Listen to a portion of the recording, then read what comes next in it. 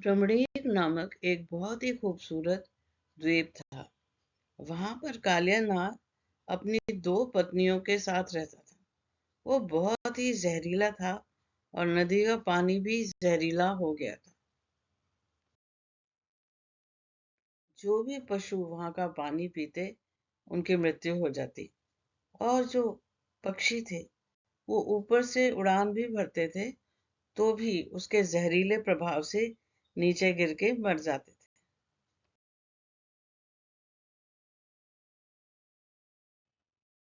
एक दिन गरुड़ महाराज रमणीक द्वीप पर आते हैं और वो कालिया नाग से कहते हैं, कालिया, ये इस द्वीप को छोड़ दो, वरना हमारी शत्रुता का शिकार बन जाओगे।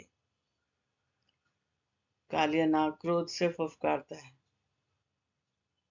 मेरे विष का आपको एहसास नहीं, बड़े बड़े पेड़ सूख जाते हैं। और ये कहकर वह उन पर विष का प्रहार करता है। दोनों में भयंकर युद्ध होता है।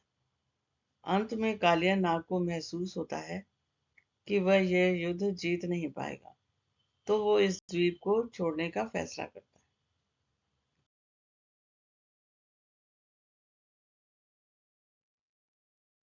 है। अब कालिया नाग अपनी पत्नियों से कहता है, हमें जल्द से जल्द रमणीक द्वीप छोड़ना पड़ेगा, नहीं तो ये गरुड़ हमें मार डालेगा। तो ये सोचकर वो यहाँ वहां से रमणीक द्वीप को छोड़ देता है और वृंदावन में यमुना नदी पर जाकर रहने लगता है। अब वो यमुना नदी पे उसका जहर बढ़ रहा है, चारों तरफ फैला हुआ है, और उसका इतना प्रभाव है कि उसके ऊपर से उड़ते हुए पक्षी नीचे आके गिर जाते हैं। पेड़ भी सारे सूख गए हैं। सारा वातावरण जहरीला हो गया है। कालिया नाग के आने से यमुना का जल जहरीला हो गया था। सभी वृंदावन वासी चिंतित थे। यशोदा बोली, ये कालिया नाग तो वृंदावन पर अभिशाप बनता जा रहा है। यमुना का पवित्र जल विष का जहरीला दरिया बन गया है।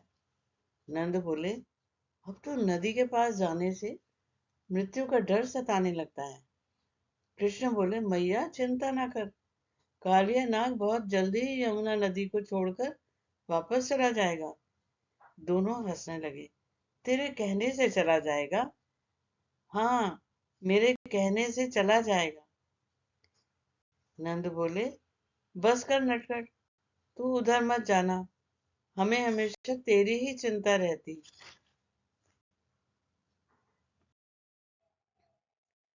पर कृष्ण और उसके दोस्त सभी वहां यमुना नदी के किनारे खेलने जाते। आज तो वो आंख मिचौली खेल रहे हैं और मस्ती कर रहे हैं। और आज देखो ये पता नहीं क्या खेल रहे हैं। सब सखाओं ने हाथ पकड़े हुए हैं, उनके हाथों पे चल रहे हैं और मस्ती कर रहे हैं।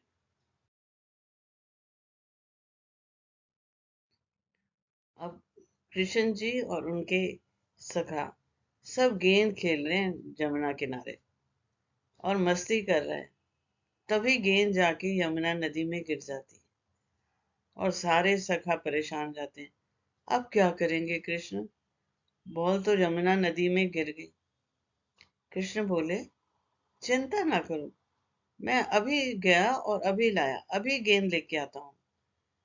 सभी सखा डर गए। नहीं नहीं कृष्ण, नदी में मत जाना, वहां कालिया नाग है, वो तुम पर आक्रमण कर देगा, वो बहुत जहरीला है, वो तुझे मार डालेगा, इसलिए तुम नदी में मत जाओ। कृष्ण कहते हैं, तुम सब डरपोक हो, नदी में जाने से डरते हो और मुझे भी मना कर रहे हो, मगर देखना, मैं अभी गया और बॉल लेके अभी आया। और ऐसा कह के वो आगे बढ़ते हैं।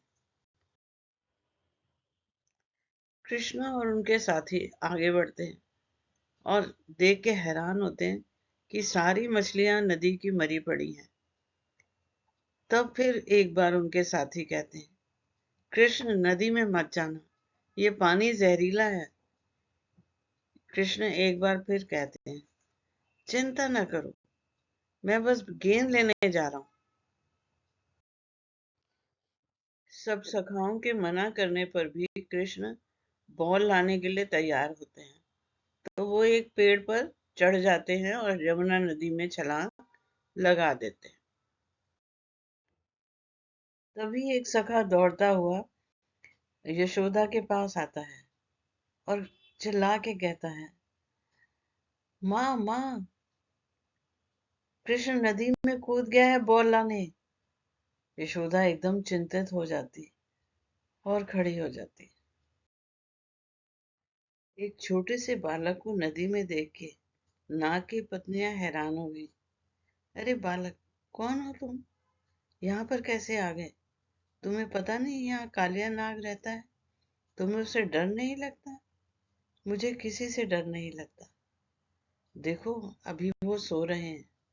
उठ गए तो तुम पे हमला कर देंगे और तुम्हारी जान जाएगी। इसलिए अच्छा है कि तुम यहाँ से जल्दी चले जाओ। मैं तो अपनी बॉल ढूंढने आया हूँ, वो लेके ही जाऊंगा। कृष्ण अपनी बॉल ढूंढ रहे हैं, तभी वहां पर कालिया नाग प्रकट हो जाता है। कौन है रे बालक तू? यहाँ क्या करने आया है? कृष्ण ने कहा, मैं अपनी बॉल ढूंढने आया था। कालिया नाग क्रोधित हो गया और उसने कृष्ण को लपेट लिया। अब कृष्ण और कालिया नाग के बीच भयंकर युद्ध हो रहा है। कालिया नाग ने कृष्ण को लपेट लिया है और वो लगातार ऊपर नीचे खींच रहा है, कभी इधर कभी उधर। और लेकिन जल्दी ही कालिया नाग को पता चल गया कि ये बच्चा बहुत शक्तिशाली है, इसको जीत पाना इतना आसान नहीं होगा। सब वृंदावन वासी यमुना किनारे खड़े हैं। यशोदा परेशान है। कृष्ण, क्यों तुमने कालिया नाग से शत्रुता ली? नंद ने कहा, मेरे बच्चे की रक्षा करना प्रभु। राधा बोली, कृष्ण, अगर तुम्हें कुछ हो गया तो मेरे पे तो विपत्तियों का पहाड़ टूट पड़ेगा। और तभी कृष्ण कालिया नाग के सिर पर नाचते हुए प्रकट होते हैं। कृष्ण को इस रूप में देखकर यशोदा प्रसन्न हो जाती है। उसके शरीर में जैसे प्राण आ जाते हैं। अरे मेरा कृष्ण, मेरा लाल। नंद कहता है, अरे मेरे कृष्ण में तो अद्भुत शक्तियां हैं।